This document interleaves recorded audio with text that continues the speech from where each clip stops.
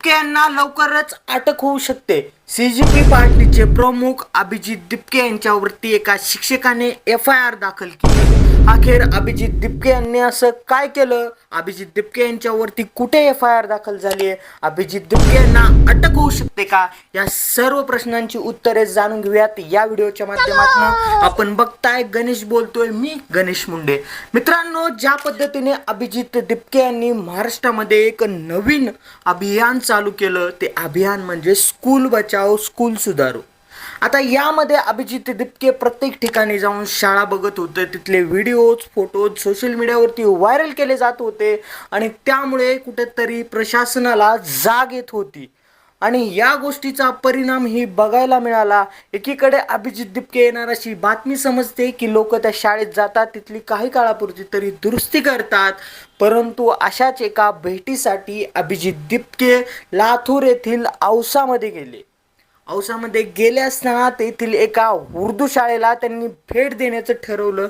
त्या अगोदर तिथे जाऊन त्यांच्या टीमच्या लोकांनी विचारपूस चौकशी केली, आजूबाजूचा परिसरही बघितला। त्या परिसरामध्ये गांजा दारू या सगळ्या गोष्टी पिल्या जात होत्या। त्या स्कूलची चांगली कुठलीही जी स्कूलमधली जागा होती ती सगळी खराब होती, त्यामध्ये काही इम्प्रूव्हमेंटही दिसत नव्हती। अभिजित दिपके ज्यावेळेस तिथे गेले, त्यांचा तो व्हिडिओही सोशल मीडियावरती खूप व्हायरल झाला। त्यामध्ये ते मुलांना म्हणतात की मी तुम्हाला चॉकलेट देतो, मला खरी बाब काय ती सांगा। त्यावेळेस एक मुलगा मुलगी तिथे बोलताना दिसत आहेत की ते स्वतःहून अभिजित दिपकेला सांगतायत की आम्ही या शाळेचे नाहीच आहोत। त्यानंतर शाळेच्या किचनचा विभाग चेक केला जातो, त्यामध्येही काही प्रमाणात सगळीकडे घाण दिसण्यात येते। यामुळे अभिजित दिपके यांचा जो आहे तो राग संतापतो आणि त्यावेळेस त्या सगळ्या गोष्टी ते बोलतात, त्यामुळे तो व्हिडिओ व्हायरल होतो आणि त्या शाळेकडे प्रशासनाचं लक्षही जातं। परंतु ही बाब एकीकडे सगळी व्यवस्थित होती, अभिजित दिपके शाळेसाठी काम करत होते, परंतु शाळा ही शासकीय इमारत, त्यामध्ये शासकीय कार्यक्रम किंवा शासकीय ज्या गोष्टी असतात त्यामध्ये अभिजित दिपके यांनी अडथळा आणला म्हणून त्यांच्यावरती एफआयआर केली जाते।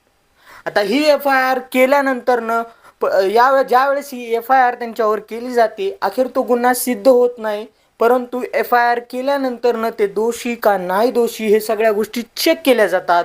परंतु शासकीय कामात अडथळा आणला म्हणून त्यांच्यावरती तिथल्याच एका उर्दू शाळेतल्या शिक्षकाने एफआयआर दाखल केली आहे आणि त्यानंतरनं अभिजित दिपके यांच्याकडूनही प्रत्युत्तर बघायला मिळालं। ज्यावेळेस अभिजित दिपके यांना या सगळ्या गोष्टी समजल्या, त्यावेळेस ते समोर आले आणि त्यांनी स्पष्टपणे आपलं मत मांडलं।